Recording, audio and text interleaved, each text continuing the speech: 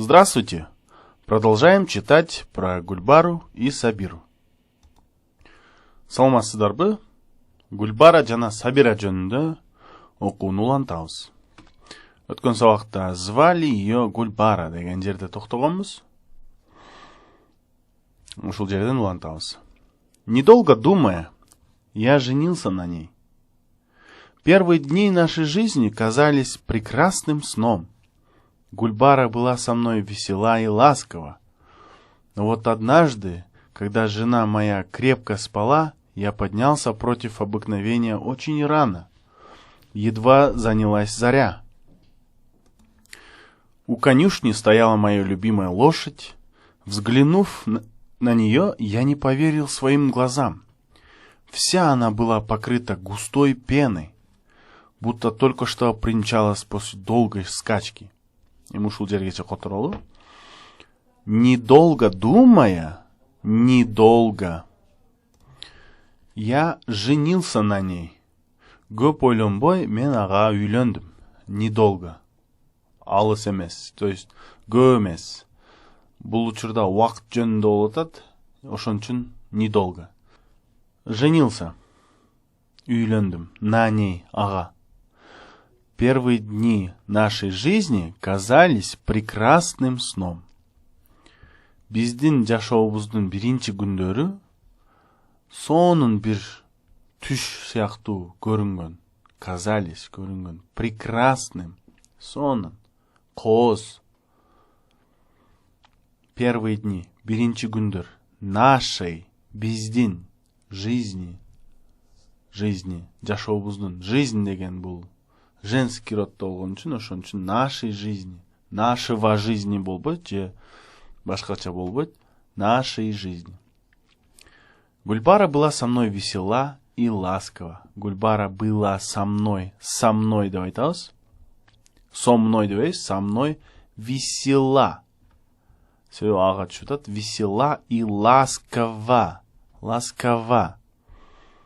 Гульбара менен шайыр жана жумшак болчу деп айтат. Гульбара болчу, шайыр жана жумшак. Но вот однажды, когда жена моя крепко спала, бирок, бир жолу, однажды, когда моя жена крепко спала, менин аялым катуу уктап жатканда, орус тилинде мисал үчүн суроо сүйлөмдө когда деген сөздү колдонобуз да, туурабы? Мисал үчүн качан келесиң? Когда ты придешь? Деп суроо берип атабыз. Бирок ошондой эле бир нерсе болгондо, бир нерсенин болуп аткан учурунда деген сөздөрдө, деген ойлор, деген сүйлөмдөрдө ушундай ой болсо, когда менен чыгарабыз. Мисал үчүн, когда жена моя крепко спала. Менин аялым катуу уктап жаткан кезде деп атабыз да. Когда жена крепко спала. Эмне болуп жатканда? Бир нерсе болуп жатканда. Менин аялым катуу уктап жатканда. Крепко деген катуу уктап жатканда. Я поднялся против обыкновения очень рано. Адаттагыдайга карабай, против обыкновения. Обыкновение, мындай обычно дегендей да, мындай. Негизи канчада турам. Ошого негизи турган убактымдан башка убакытта туруптур да. Очень рано. Аябай эрте туруптур. Поднялся, турдум. Едва занялась заря. Таң эмеле чыгып келатканда. У конюшни стояла моя любимая лошадь. Аткананын алдында, у конюшни, аткананын алдында. Перед конюшни десе деле болот, бирок у конюшни бир чоң нерсенин алдында да.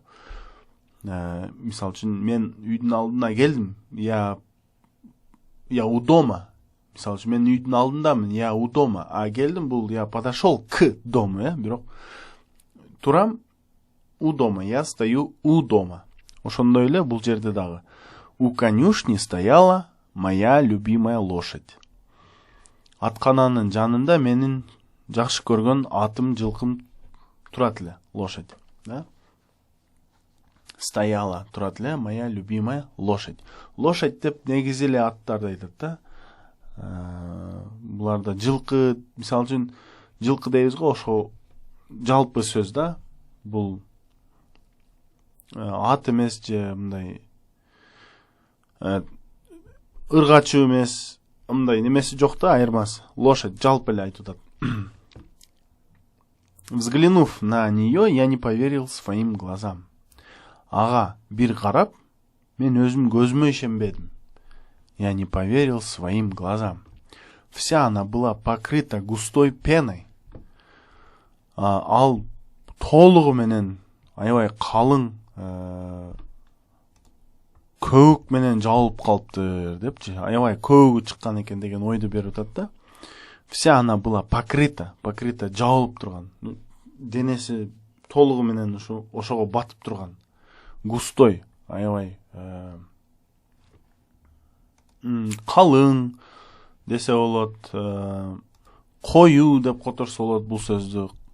Демек ушу калың же коюу көк менен жабылып туруптур.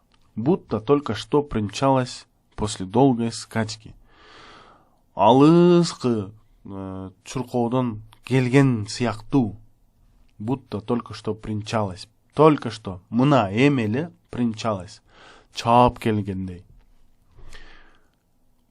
Кто осмелился без разрешения ездить на моем скакуне? Спросил я у конюха вне себя от гнева. Но конюх молчал, словно у него вырвали язык. Точка болуш керек. Гневу моему не было предела. Я готов был убить его, и он до того испугался, что наконец во всем сознался. Мой повелитель, под угрозой смерти мне было запрещено рассказывать вам.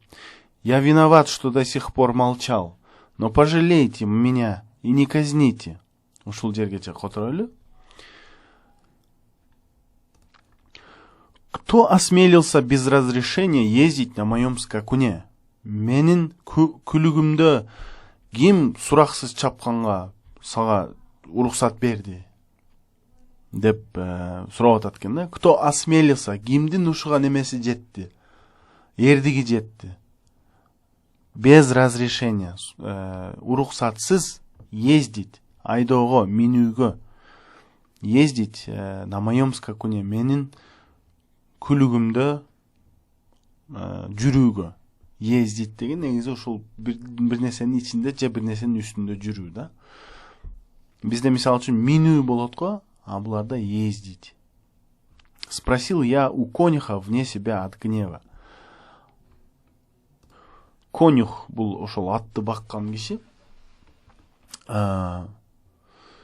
Мен аябай кыжырым келип, ушуну атты баккан кишиден сурадым. Вне себя от гнева деген ушунчалык жиниңер келип, өзүңөр кармай албай турган кез. Вне себя. Я спросил я у конюха вне себя от гнева. Аябай кыжырым келип сурадым дегенди билдирет. Но конюх молчал, словно у него вырвали язык.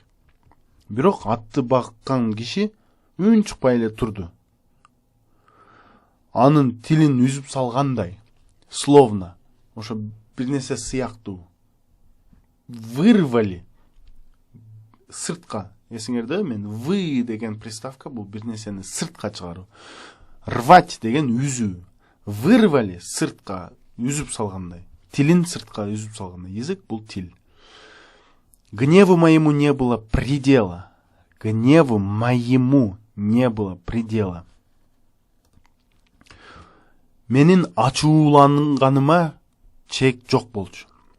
Не было предела, чеги жок болчу. Предел деген бул чек. Кандайдыр бир чек. Аягы дегендей да. Я готов был убить его. Мен аны өлтүргөнү даяр болчумун. Ал ушунчалык коркту, аягында баарын айтып берди. До того ушунчалык испугался, коркту. Наконец, аягында баарын айтып берди. Сознался деген мындай айтпай жүрүп бир жаман нерсе кылган же алдаган жөнүндө ачыкка чыгаруу, сознаться деген да. Деп чындыкты айтып салуу дегендей да. Мой повелитель, под угрозой смерти мне было запрещено рассказывать вам. О менин ханым десе болот, повелитель деген башкаруучум десе болот. Ушинтип буйрук берүүчү деп которулат да, повелитель. Велить деген бул ушул буйрук берүү. Мой повелитель, менин буйрук берүүчүм. Өлөсүн деп мага муну эч кимге же сизге айтпашым керек эле деп жатат да. Под угрозой смерти. Угроза деген коркунуч. Өлүмдүн коркунучунун астында сизге айтууга мага тыюу салынган эле. Запрещено деген тыюу салынган. Например, курить запрещено здесь. Бул жерде тамеки тартууга тыюу салынган. Рассказывать вам, сизге айтууга. Я виноват, что до сих пор молчал. Ушу маалга чейин үн чыкпаганым үчүн мен күнөөлүүмүн. Я виноват, мен күнөөлүүмүн. Что до сих пор ушул маалга чейин молчал. Эмне кылдым, эмне кылып жаттым, үн чыкпай жаттым.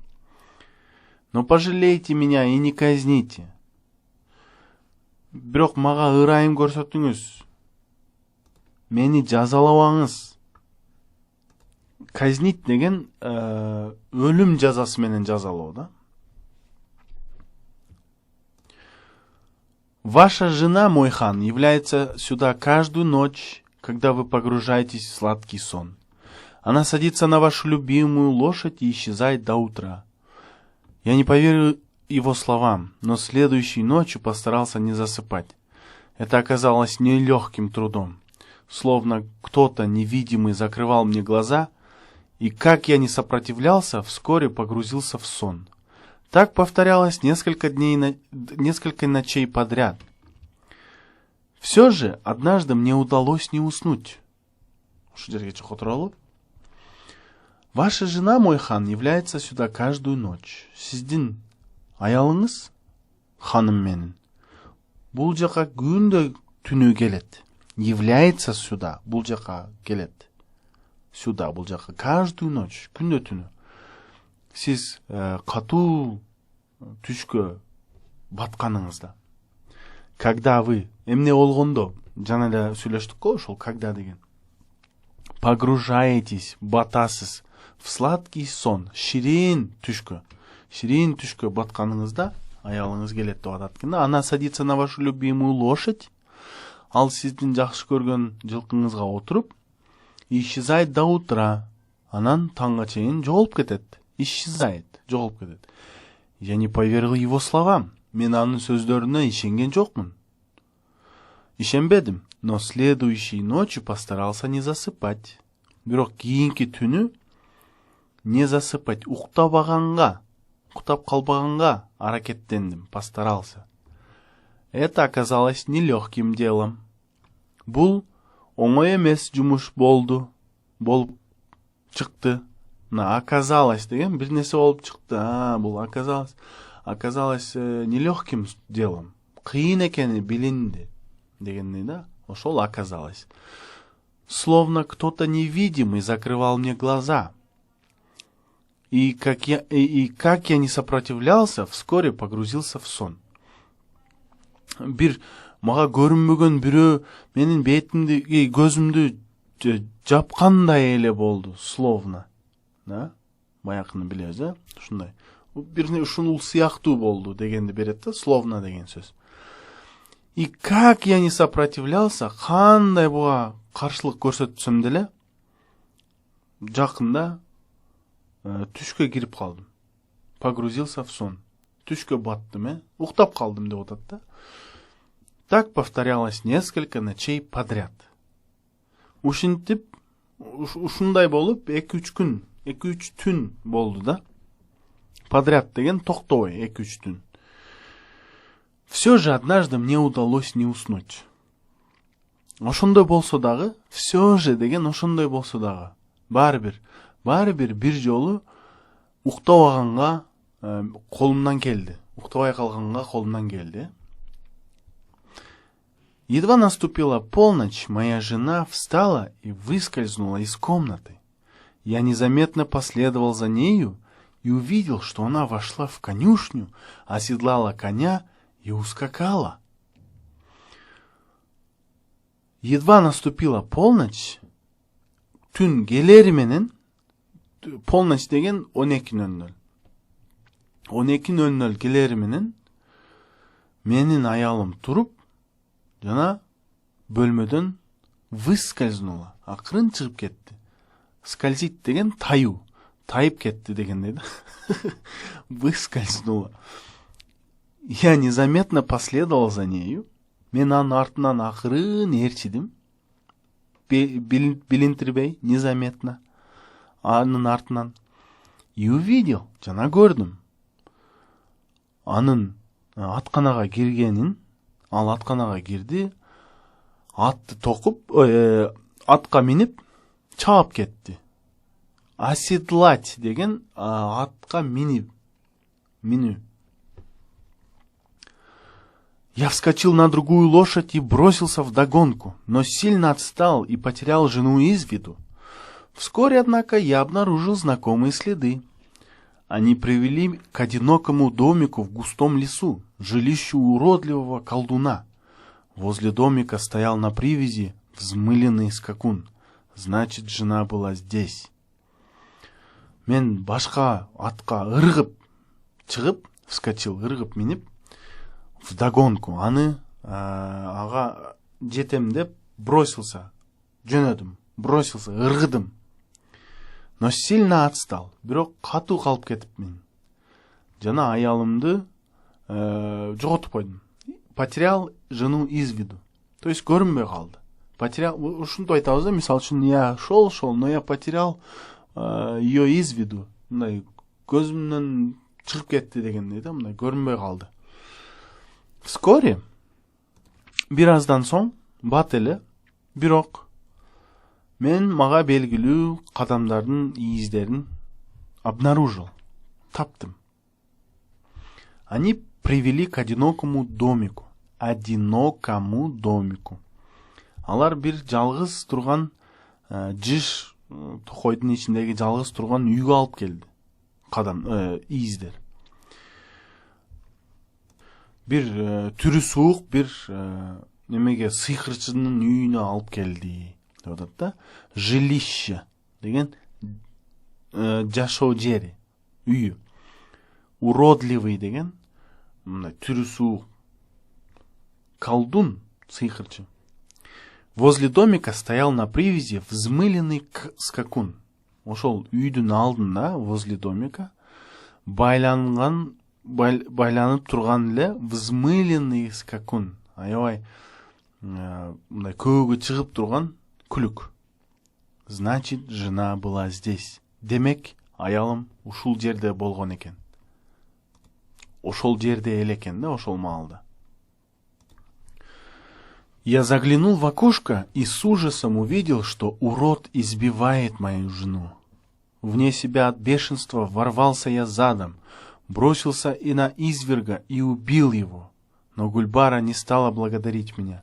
Она гневно сверкнула глазами, осыпала меня непристойной бранью, выбежала из дома и умчалась, прежде чем я успел опомниться. В сильном недоумении я возвращался домой. То, что случилось потом, было ужасно. Мен айнекке карап, коркуп көрдүм. Ошол баягы түрү суук менин аялымды уруп аткан экен. Избивает мою жену. Мен аялым. Аябай ачууланып, вне себя от бешенства. Аябай ачууланып, мен артым менен кирдим үйгө. Неменин ошол изверг деген, ошол каардуу, зардуу кишиге секирдим дагы, аны өлтүрдүм деп атат да. Бросился на изверга и убил его. Бирок Гульбара мага ыраазычылыгын айткан жок.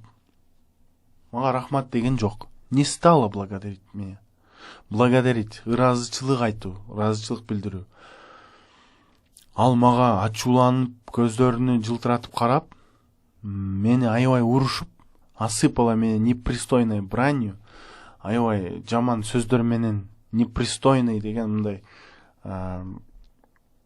ошол уят дегендей да, уят сөздөр менен мени төгүп, мага төгүп, үйдөн чуркап чыгып, чабып кетти. Мен ойлонгучамбы, оюма келгичем чабып кетти. Мен эчтекени түшүнбөй, в сильном недоумении, эчтекени түшүнбөй үйгө кайра жөнөдүм. Кийин болгон нерсе аябай коркунучтуу болду.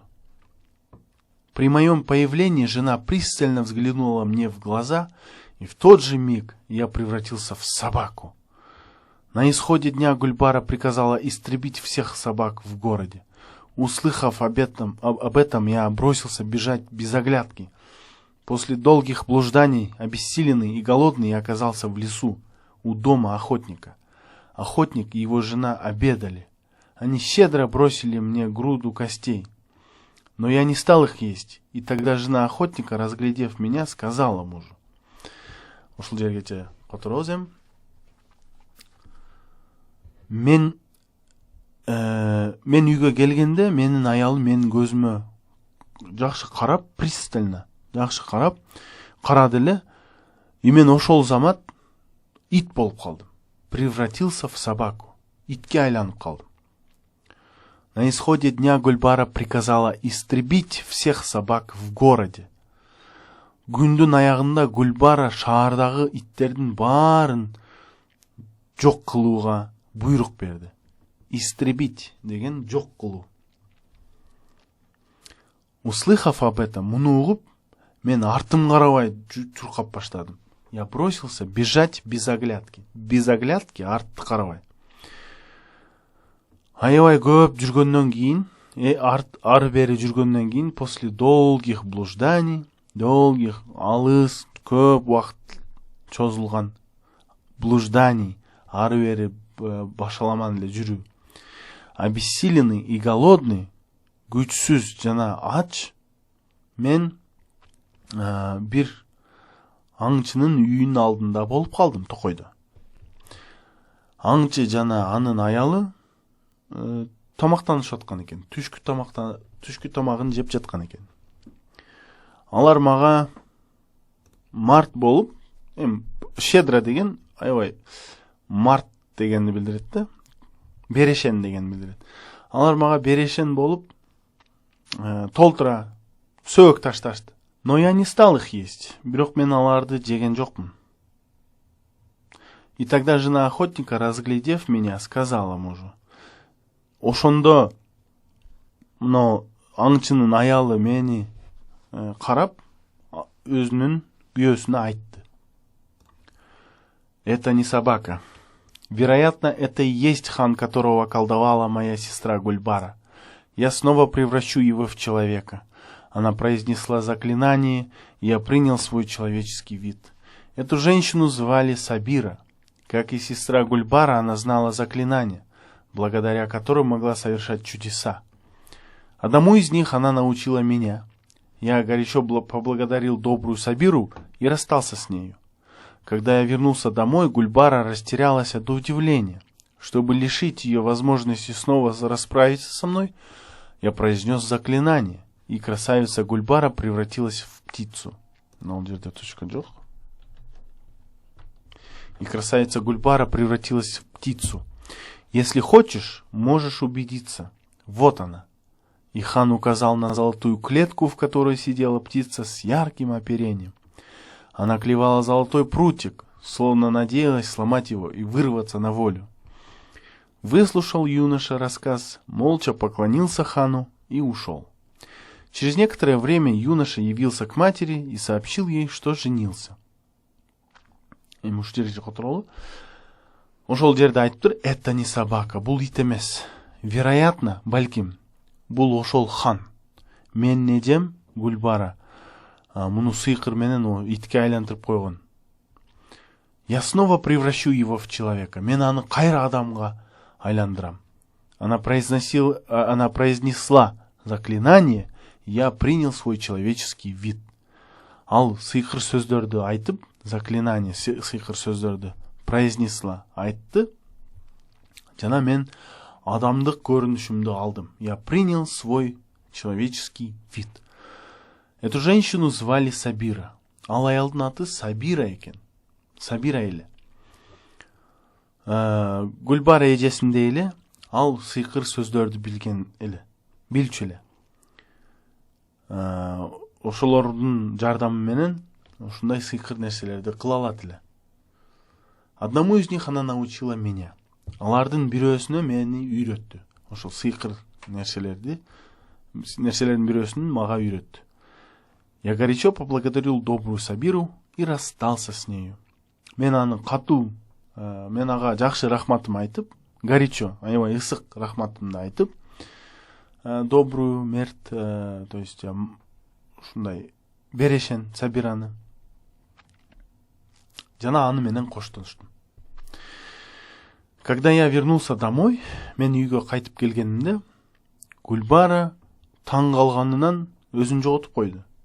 Билбей калды, эмне кылышын билбей калды. Растерялась, эмне кылышын билбей калды. Удивление, таң калуу. Ал мени жоготуу мүмкүнчүлүгүнөн аны жоготуш үчүн аябай кыйын сүйлөм экен. Чтобы лишить ее возможности снова расправиться со мной, ал мени өлтүрүү мүмкүнчүлүгүнү андан алып салуу үчүн деп которобуз да мунучу. Лишать деген бирөөгө бир нерсе мүмкүнчүлүгүнү алып коюу. Возможность мүмкүнчүлүк. Расправиться бирөөнү жок кылуу. Же бирөөнү расправиться мындай жок кылуу да. Я произнес заклинание. Мен ушул заклинание дуамды айттым. Дуамды айтып, жана Гүлбара сулуу чымчык айланып калды. Мынаке, кааласаң, өзүңө өзүң көрсөң болот. Мынаке ал. Убедиться. Өзүң ынансаң болот деген да. Убедиться, ынануу. Хан алтын капазды көрсөтүп, колу менен ичинде аябай кооз ар түстүү чымчык отурган экен, Она клевала золотой прутик. Ал алтын зымды чокуп атыптыр. Аны сындырам, анан эркиндикке чыгам деген аракети менен. Жаш жигит ушул окуяны, ушул аңгемени угуп, үн чыкпай ханга ийилип кетиптир. Бир аз убакыттан кийин жигит апасынын алдына келип, ага айтыптыр үйлөнгөнүн. Что женился? Сообщил ей, что женился. Явился, да, келди. Вместо того, чтобы поздравить сына, мать с изумлением спросила его: «Неужели тебе ничему не научила история с Гульбарой? Вот ведь какие бывают женщины». В ответ на это сын мягко возразил. Шу жерге чыгып туралы. Өзүнүн уулун куттуктоонун ордуна апасы таң калып андан сураптыр. С изумлением, таң калып. Вместо того, чтобы бир нерсе кылаардын ордуна, бир нерсе кылуунун ордуна, вместо ордуна поздравить, куттуктоо. Ошо куттуктоонун ордуна апасы сураптыр да баласынан таң калып. Неужели тебя ничему не научила история с Гульбарой? Неужели? Сага үйрөтпөдүбү? Гүлбара менен болгон окуя сага эчтекени үйрөтпөдү? Сага сабак болбодубу?